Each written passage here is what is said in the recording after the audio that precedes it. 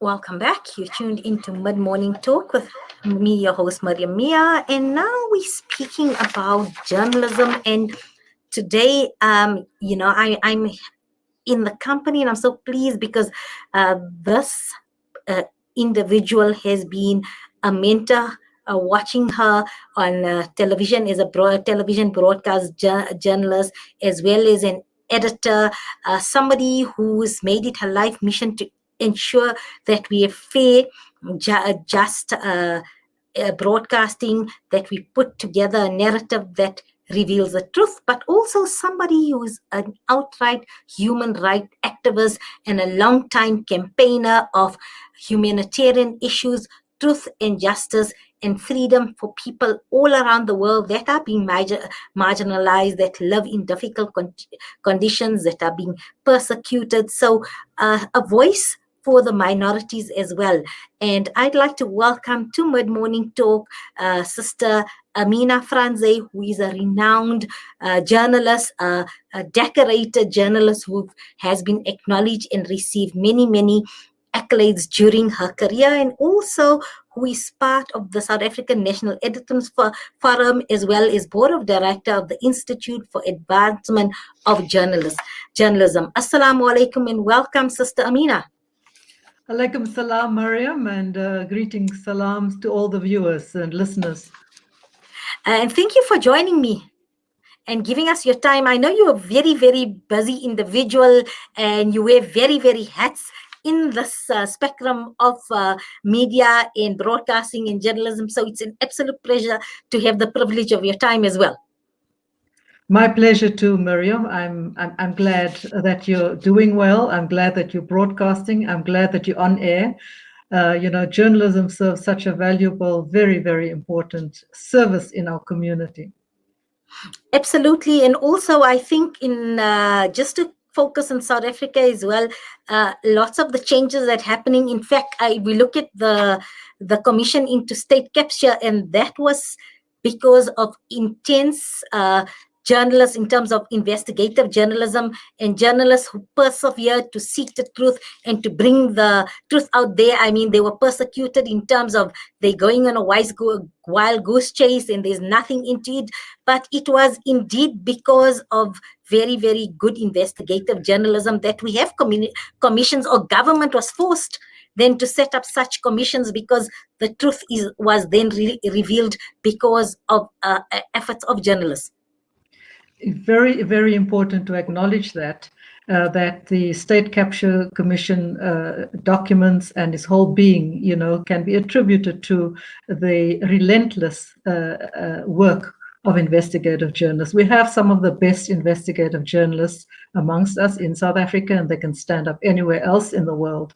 So really hats off to them. It is not easy. Sometimes it takes a long time, and it does take a lot of resources to be an investigative journalist, to be given the resources, to be given the time, to investigate and unearth, facts, figures, statistics, whether it is corruption or anything else.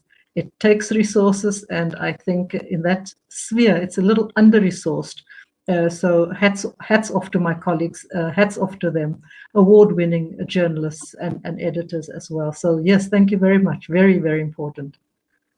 But Amina, at the same time, journalists have this privilege of power they have through their pen, because they are the means to amplify voices, to push through narratives, also to drive agendas, so to speak. We've seen many media houses now owned, and I think that's a sign of our time, by individuals or companies that have varied interests, and also they owners driving lobby groups, and sometimes then information and narratives that get sent out, they have a hidden agenda to them, a hidden dimension to them, and that's what that's what I want to get at now. We've seen it now when we were discussing the issue that's unfolding in Palestine, the humanitarian issue that's happening there. How do we then, as journalists, report on the truth and give a balanced, fair view? Because so far what I've read, it's especially it becomes, I see good journalists being compromised by why they're writing, because emotionals get involved and people are taking positions. So how do we give a balance overview whenever we write, whatever conflict it is about? As a journalist, what do we do? What do we have to take into account to ensure that we report on the truth and we report as accurately and fairly as possible? Our role as journalists is to inform and to bring about understanding. I think that is very, very important. And whatever political bias I may have, or ideological or cultural or social bias I may have as a person, as an individual, we cannot allow that to creep into our reporting. So I think as journalists, what is very, very important is our credibility, our ethics and our credibility, and that is what counts. And that is a currency that you can't put a figure on. So I think that is key and that is central. We must be seen to be fair by whoever our readers and our listeners are, and that is very important. So it's hard work for us to continue to bring about understanding. It is difficult for us sometimes to analyze things in a short space of time, and yes, sometimes emotions take over. It is possible, you're on the front line, you're affected, you and your family, you're affected, your loved ones, people that are affected, are just ordinary human beings. When the human rights are being violated so grossly, in full view of the world, in full view of the world's cameras, etc., then you're in a very, very difficult situation. How do you choose sides? And our job is to report, and to report accurately, and to report fairly. And the truth is so blatant in the situation in Palestine, the human rights violations that's happening on a daily basis. It's so blatant, and there have been attempts to absolutely stop the world from seeing, to stop the world from witnessing what is happening out there. So, for example, if a media tower, for example, that houses important media organizations, or bombed to the ground, does that stop the world from seeing? Does that stop the world from knowing? There is social media, of course, for people to get out and witness, and to send out, what is happening in and around them, and to their loved ones. And there's an attempt there as well to arrest and silence those who are managing to send out visuals and audio and just information about what is happening in a very besieged state of affairs. Gaza has been under siege for several years. There's no freedom of movement. There's no, the water is not drinkable. There are severe restrictions. It's like one big open air prison, probably the biggest open air prison in the world. And this is the normal situation before people witness the bombings on television and elsewhere. So that normal state of affairs, I think as journalists, we need to inform ourselves, the younger ones, people who don't know. Why is that? How did it come about? Research. Speak to people, find out what the causes are. Why are people, a few million people, in a small space, cramped in Gaza under those conditions? So I think the why is important. Why is it there? What is happening? We're talking about a conflict, but it's more like an outright war against almost defenseless people. Perhaps against one of the most advanced military mights in the world, Israel. So people speak of genocide. People speak of ethnic cleansing. I think as journalists, as younger journalists as well, interrogate the terms and terminology. What is genocide? What is a war? Is it a conflict? Why Yes, is it what it is, and why, and who is accountable? Who is holding Israel accountable and the Palestinians accountable? If we talk about bombs that fly from Hamas into Tel Aviv, let's who's holding both sides accountable? There have been, international intervention, United Nations interventions, United Nations resolutions. So there's a total flouting of international law by the Zionist Israeli regime. Yes, and I was reading, I think after a while, a very thought-provoking article written by, I'm sure your colleague, Professor Anton Haber, who is the professor of journalism at University of Witwatersrand. I know you know him well personally. And he said in his article, it stated Israel losing the battle for global opinion. And he goes on to say that this time there's been a media shift, and he attributes one of this is the rise of social media, which has broken down the mainstream media capacity to be the gatekeeper of international coverage and set the agenda. Social media has given voice to ordinary Palestinians in a way that did not happen before and allowed widespread dissemination of information, of horrific images from ordinary citizens on the ground. And also, he goes on to acknowledge that this time around, Israel did some things that infuriated even sympathetic media. And as you've mentioned, the bombing of the Associated Press and Al Jazeera offices there. And also, I think we have to look at what's happening around the world in terms of the hashtag Black Lives Matter movement that gained so much momentum there. And I think ordinary Americans are waking up to the fact that so much money is pumped into Israel military when it could be used at home in America for healthcare, for social security, and that. So I think it's just a whole lot of things that are happening. And also, he goes on to say that Israel is losing the battle for global opinion, even in capitals where its positions had been assured. So yes, I think this time around, with the advent of social media and also what's happening around the world, things have changed in terms of Israel running that narrative in terms of mainstream and global media. Yes, thank you very much. Professor Anton Haber is a colleague and friend and an important voice in the media, trying to help us understand the situation in general, whether it is, in journalism, in media and society. And he goes on to say in his article that, this will not abate, this won't stop.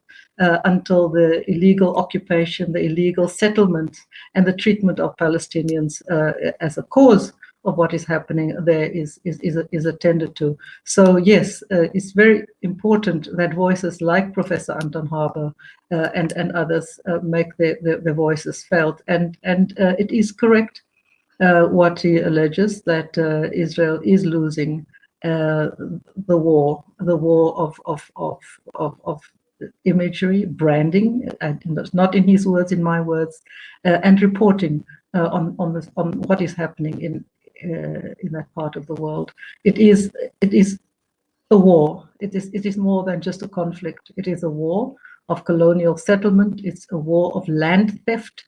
It's a war of illegal occupation. How do you explain that indigenous inhabitants like the Palestinians are being forced to vacate their homes by perhaps a person of Jewish origin who comes from Brooklyn, New York, or from anywhere else in the world, even from South Africa if you're Jewish, or whatever the case may be? You can demand for legitimate inhabitants and owners of the property to move out and you occupy the home. How do you respond to that? That is very, very, very difficult. The occupation itself, it's the problem, and there seems to be no attempt at real peace and real peace talks until the just causes of the Palestinian peoples are being addressed. But we've seen the agony. We have seen the absolute brutality, the killing of men, women, and children, in Gaza. There's no such thing as you're given 15 minutes time to vacate your home and then it gets bombed to the ground. There's no such thing as prior warning. And this is part of the propaganda that the Israelis are spreading, that people have been warned to get out. Warned to get out of your own home, your own property, all your worldly possessions, and your life is taken if you're not fast enough or don't get out or refuse to get out and resist.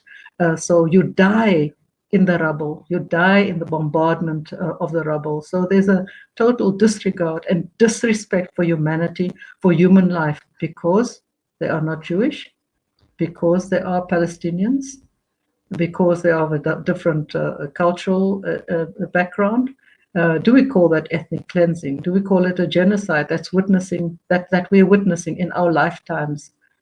In a in the world of 2021, when we're going to continue to see that, that is the question. Somebody has to stop the support for the deadly Israeli approach in the Middle East. The support of the U.S. administration and others is there's blood on the hands of those who support the Israeli Zionist regime. Blood on their hands, to the tune, as we know, of billions, for illegal settlements, for the most advanced developments in military warfare. Those bullets have the blood of Americans and others on them. Yes, so Amina, you know what? I was just speaking earlier on to a Palestinian who's now based in South Africa, Brother Bakal Al-Marhameme, and they collecting funds. They from the NGO Truth Collective South Africa, and I just put this in perspective because he's trying to raise $1 million US, 14 million rands. To take medical supplies. It's going to be the first time that they're going to allow a crossing from Egypt into Gaza for South Africans from, he said, 2014. And I was just looking at my own family. We were involved in making lemonade so we can send aid in terms of food, in terms of medical supply, social security, probably help rebuild housing. Whereas we look at on the other side there, people have funded millions of rands going into Israel to build settlements, to help them fund the war. And if you just look at what we're collecting our rands and cents for, and what the major lobbyists and supporters of Israel to analyze these people, that's what it all. You're supporting settlements so that Palestinians, the land shrinks even more. People are forced to become refugees. And so you're supporting with the best weaponry to analyze. And this is what's happening. So my rands are going for humanitarian aid, whereas on that side, money is going to destroy a nation. It just boggles the mind when you process the reality of the situation. It reminds me of the saying to say, it wouldn't be nice if the armies had cake sales to raise funds and funds were available for education and social security in the world. Your perspective is quite correct, Mariam. The world is dealing against billions of dollars that's given to Zionist Israel, and we're trying to sell lemonade. Don't be distracted. Let's continue to sell those lemonade. Let's continue to see what we can do on a humanitarian level. I know it's happening in many communities around South Africa, but there is no guarantee that the borders will be open. As we know before, humanitarian aid has been refused entry. So let's hope, let's pray, and let's see if it is possible that we can reach out, and our minimal assistance in humanitarian aid will reach them. There's a lot of goodwill. There's a lot of humanitarian goodwill around the world, and I think the balance of the narrative is changing in favor of being on the right side of history. What is a human rights violation? What is not? So I think there's a shift in perception. There's a shift, as Anton Haber speaks. There's a shift in how media is seeing and covering the issues. And your perspective is the correct one. And this is the kind of thing that journalists need to take up. Let's compare Let's compare one of the most advanced armies around the world to the homemade bombs that And the people under rocks. siege and the And the rocks. rocks and the stones. Yeah, that the people under siege, is trying to defend themselves and to resist in whatever they have at their disposal, stones and homemade bombs. Yes, it is unfortunate that some people have lost their lives in Israel due to these so-called Hamas rockets. Yes, it is unfortunate, but it is also very, very unfortunate that you have lost millions of lives, over the years in wars all over the world. You've lost hundreds of lives, thousands of lives in Israel-Palestine. And now we're continuing to lose lives, not only lives, but property, which is not so easy to acquire, not so easy to build, not easy to rebuild. Amina, can you hear me? I think let's just go Sorry, back. no, it's fine. It's fine. We can say hello to Mr. Kesrel as well and wish him well. I love his scarf there. We've seen him in the background coming in. Amina, Yes, no, earlier. I'm here. I'm back. Yes. Okay. Amina, earlier on, you mentioned in terms of that 15 minutes that Palestinians get an alert, a warning. And so I read Paula Sealer's article in, I know you have a relationship with her, you work together with Paula Sealer. I've seen her reports on TV, on television, and I think it was fair reporting. But then she wrote an article in the Mail and Guardian, and in there, she complained that the media was actually not reporting facts.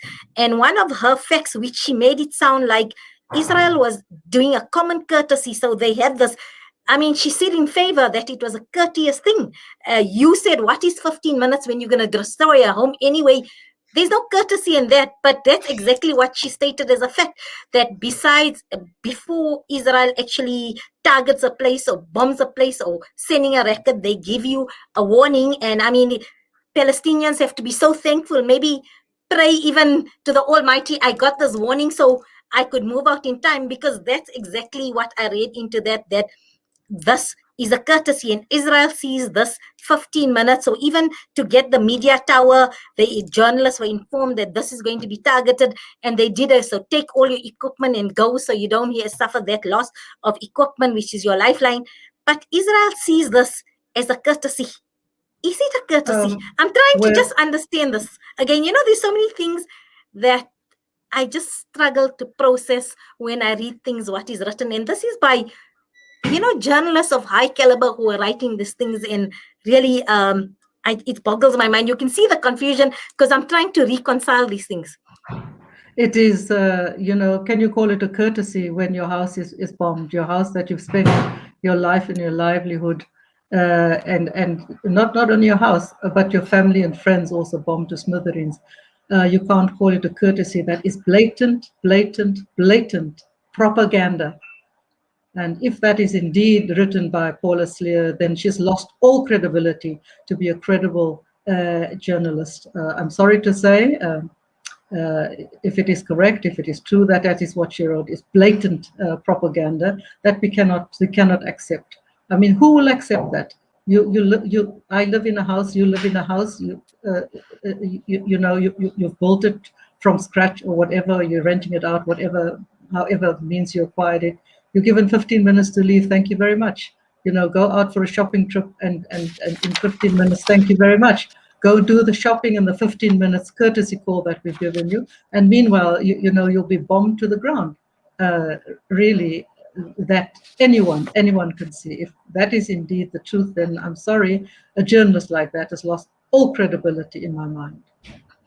Now I want to move to media terminology and the words we use to convey, because should we be having a look at a rethink in terms of the words we have? Because Professor Ilan Pape, he spoke about, I seen a clip where he says we call it Israeli occupation, but in his words he says occupation is a temporary, it's it's something that's temporary.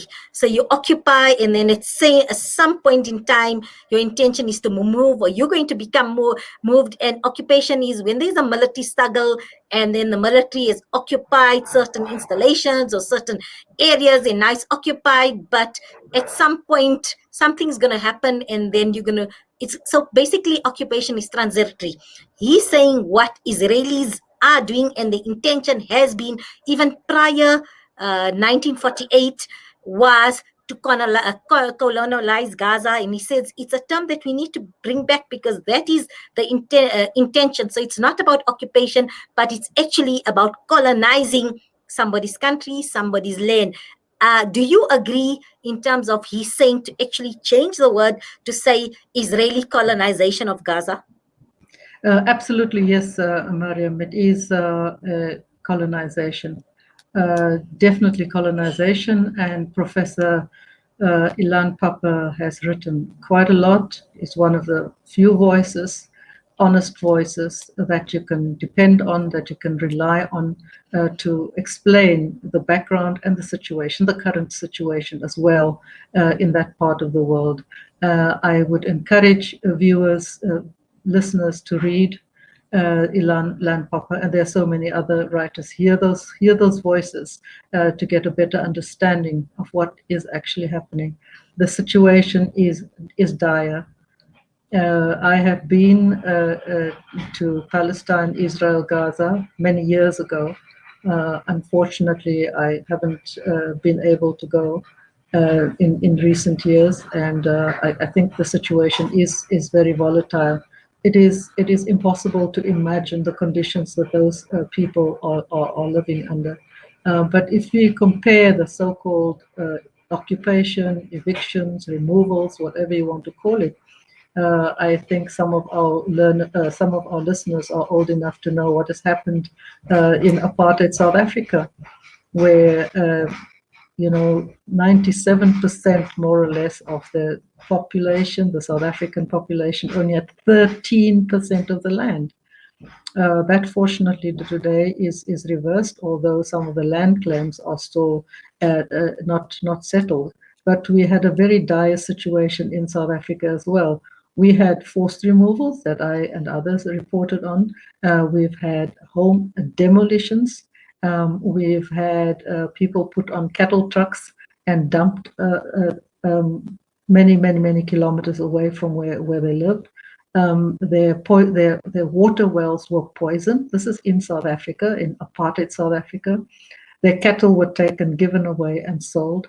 So they became forcibly removed with no home, dumped in the middle of the veld with whatever they could carry.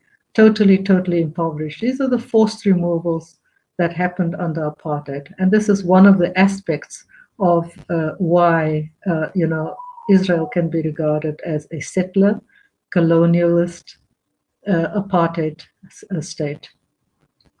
I love what you said. I'm going to start using it. Settler, colonial apartheid state. I'm going to start using that in my narrative with your permission, of course, because I think it's important that we use correct terminologies in our labeling, because for me also a conflict, I mean, we've got it on the screen there, conflict, but conflict is like, for me, like a skirmish as well.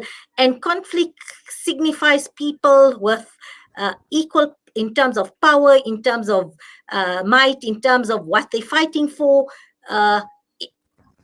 For me, this is a very uneven struggle. This is Palestinians defending themselves, as we say, especially in West Bank, in Jerusalem, with stones and rocks. And part of the reporting was another fact. I want to go back to that article to Paula Salia, and she said the fact that the Masjid Aqsa was stormed that day because they received reports that Palestinians were storing rocks in the masjid to attack Jewish settlers. Now you tell me, heavily armed Israeli soldiers, and then you say their weapon of mass destruction were rocks.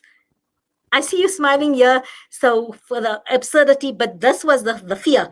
They were afraid of I don't know, rocks maybe this size or stones this size, against the might in military capacity. And that is why the narrative, so that was one of the facts. Masjid Aqsa was stormed because of reports of storing of rocks. Rocks, our new weapon of mass destruction. I'm sorry, but those facts are not facts, but they may be propaganda. If you, as a youngster, as a young boy, or anybody else carries a stone, it means that you're armed. It means that you can be arrested. It means that you can be attacked. Would anyone allow anyone with a stone or stones that you collect and store it in Al-Aqsa? Why inside the mosque and target the mosque and expect the mosque to be attacked? Really, that's propagandistic nonsense. But I'd like our listeners also to just read and find out. There's a lot of literature available, and understand what is happening, how important it is that the narrative is correct, and that one can challenge the narrative. You know about the over 500 villages that were razed to the ground, and a forest built over the villages, Palestinian villages. So there was also a South African forest. And as young people growing up in South Africa, collection boxes were sent out, at schools and everywhere else to collect for the South African forest. What people were not told is that the forest is built over the ruins of Palestinian villages. This is all part of the big plan to wipe out any evidence of Palestinian settlement, any evidence of Palestinians having been there for decades. So this is also important. Trying to cover up, trying to let grass grow over it, or let a forest grow over it. I think just be aware that this is what the Jewish National Fund is doing, and is continuing to do to this day. Fortunately, in South Africa, we are fortunate to live in the new democratic South Africa that we are living. We have people of all persuasions, Jewish and non-Jewish, who are against the occupation, who are against what is happening in Zionist Israel. And they're speaking out. Their voices may be few, our voices might be few, but they are important moral voices on the right side of history. So we hope that the Zionists, Israelis, will not get away with the brutalization and the genocide that is continuing. We hope that they will be brought to book, whether it is the International Criminal Court or any other mechanism. But we hope and pray that there will be justice and peace for the Palestinian people.